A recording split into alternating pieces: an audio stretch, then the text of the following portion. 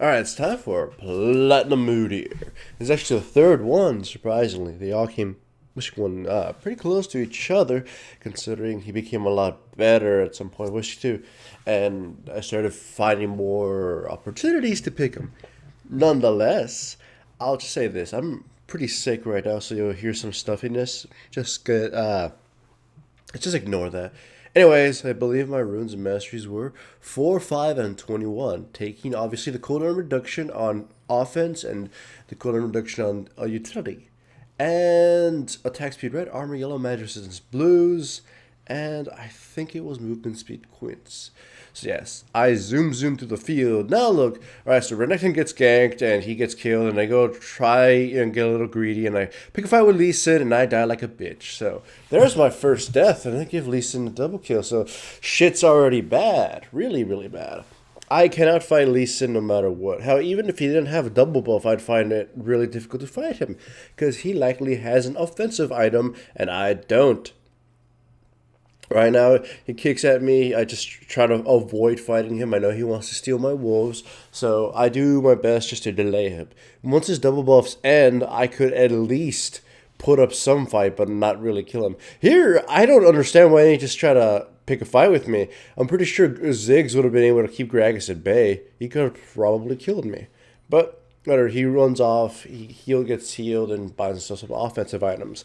Now, here's something that might surprise you as to what I'll buy.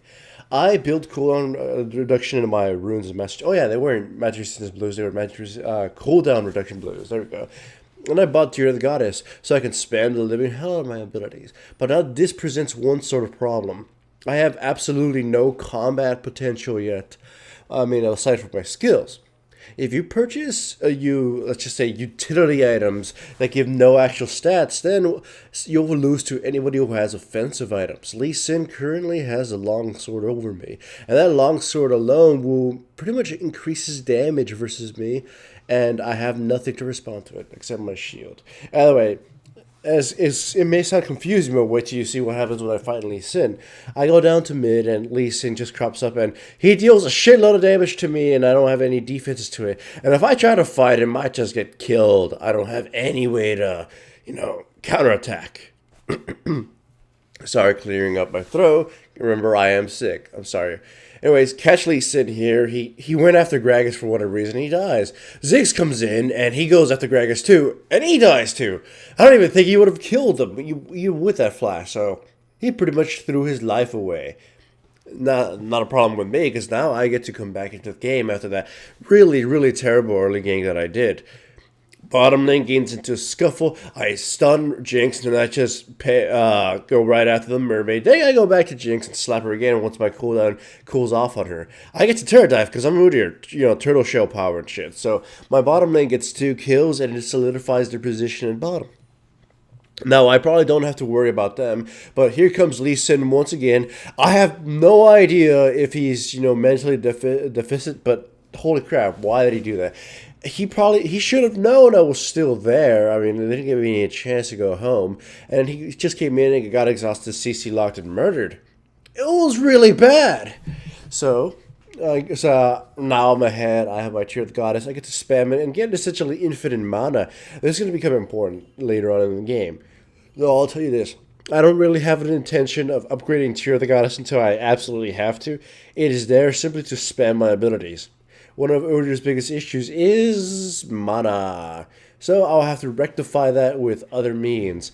Thresh sacrifices his life to CC Jinx and Mermaid Chick. I go, Lee Sin comes in, Mermaid Chick dies, but, of course, Ezreal's gonna get himself killed, so Ezreal dies and there's nothing I can do here. But either way, look at how effective spamming my abilities are without that cooldown reduction and Tear of the Goddess. Well, I survive thanks to my turtle stance. I go down back to bottom just to prevent this tower from getting destroyed, but it gets destroyed. Then they jump me. I think Jinx is all alone and I could kill her, but at least it's still around. All that damage and punishment I take, my turtle just keeps me alive. And at least Ezreal ends up coming back along with Thresh, and they end up killing Lee Sin. So it ends up being relatively worth it in a sense, though they've captured their gold lead, even if it is minor. The next items I'm building is armor, seeing as they're pretty much all armor in a sense, or at least the characters I need to kill. Though it's going to be by folly, I'm going to need to get some match resistance later for Ziggs. Jax kind of died pathetically there, but he saw me coming, so I guess he wanted to try to get the kill before he dropped. Understandable. And as the jungler goes right now, Lee Sin can't even fight me anymore. This is where the items are taking an effect, and I'm becoming stronger. Now, I haven't explained this yet. I actually did pick Udyr with a purpose this game. The enemy team had Ziggs, had Lee Sin, and they had Jax. Ziggs isn't exactly a reason why I picked him. Even though Ziggs is kind of easy to gank for a lot of junglers. Oh, here, Renekton dies, by the way. I picked him because I had a Renekton on my team, and I saw that they had Jax and Lee Sin. If there's one thing that Udyr is very strong at, it is peeling. So I had the intention of building Udyr as a sort of early ganker for these strong lane teammates. And as a peeler later on for Ezreal. When fights break out, my whole intention in the fight is just to protect Ezreal. I'll slap everybody in the face. I'll become a body wall. I mean, a wall for Ezreal and my opponents because they have skill shots and shit. I will take all the brunt of the damage, while at the same time slapping anybody who gets close. That was my intention, and my build will reflect that. I'm right now contemplating either building Frozen Heart and Randuin's Omen to shut down the enemy Jax and Lee Sin if they were to jump the Ezreal, or to build a Glacial Shroud item. The Iceborne Gauntlet, so I could spam some AoE slow on any group that tries to get close to the Ezreal, along with later purchasing Randuin's Omen. Though things will end up transpiring differently, but those are the two item builds I had in mind. Randuin's Omen is probably one of the best counters to Jax, along with Frozen Heart, though even less so because Frozen Heart is just simply outdone by Randuin's Omen. But having both will pretty much break Jax's potential to deal any damage to Ezreal before he gets killed, at least. We get Dragon, but it ends up costing us the lives of 3 people, so we have to question whether or not that was worth it. I go home, and as you can see, I decided on the Iceborne Gauntlet. Though, I did mention on stream that this does give me the potential of going Trinity Force if I do see the opportunity to just go for it. So there's a third option available if I need the damage and, we kind of solidify our lead, which at this point is pretty even, so. Teamfights are actually pretty hard to break out right now. Thresh dies, but we CC lock Jackson enough to eventually. No, actually, no, we don't kill him here. We just got killed. It's not this fight. Sorry for that. So we lose 2-0. I go home, buy Home Guard just to pretty much blaze it back in and try to fight alongside my teammates. We go right after Jax, but we don't manage to catch him. Then I got all this delicious, juicy farm for myself.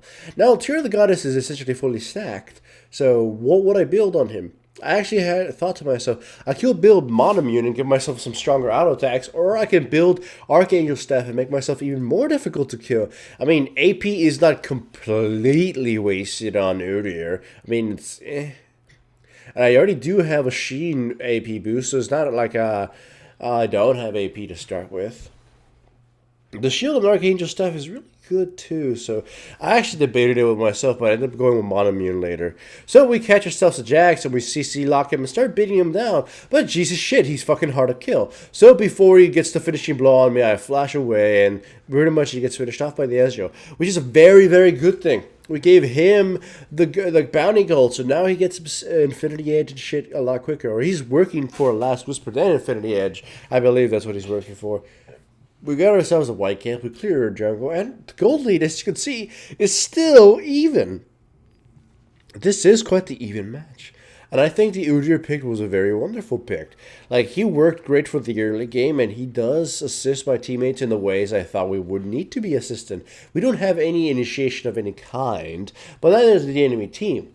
And Udyr is good at counter-initiating or counter-ganking people, as long as you're not trying to kite. He bitch slaps everybody, sees them, and just kind of runs around being annoying. Like here, I'm just, trying to find a good place to fight. Jax goes in, and I just beeline for Lee Sin and Jax. Slap them both. And as soon as Lee Sin, As soon as I get free, I put myself in between Lee Sin and Ezreal so he couldn't kick Ezreal. And then right after that, I pretty much take a shitload of damage from Ziggs, and I realize at that point, I need way more magic resistance than I'm investing. Jax gets killed, I go after the mermaid, then their Jinx shows up, and I pretty much get myself killed, and that's bad. However, though, it's fine. We came out ahead here. Ziggs gets killed, and we get ourselves a good, delicious ace. But I hope you notice what I meant by using Udyr that way. I will peel for Ezra and keep him alive, especially since he's fucking fed.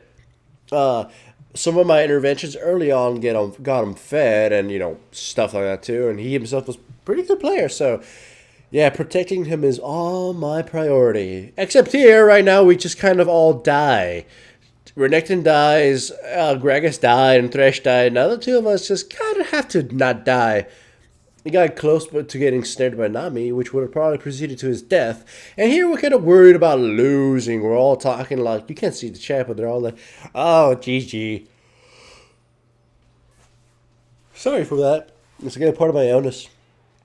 It makes me very tired. So anyways, fight breaks out again. And so I'm CC locking who I can. CC lock Jax. Ezra's taking a shitload of damage, and hopefully he doesn't die. He kills Ziggs, but he gets CC locked. Oh no, he actually doesn't die. Now he gets CC locked and killed. He killed 2 people, then he died. I died and Thresh died too. But in comes Jax and Renekton, who ends up picking himself up some sushi. So it's 3 for 3 so far. The game is so fucking even. The goal scores are sometimes equal. Damn. Right now, we're going to get the gold score leaning to our side just slightly because most of the enemy team is dead and we get to get some free farm. But the game is equal on all accounts. I finally get Tiger, by the way. As you see, I'm building Banshee's Veil. I feel that's what I would need to get some magic resistance sub. Why didn't I get Spirit of the Visage? Because at this point, cooldown reduction would be pretty fucking overkill, and I decided not to invest into it.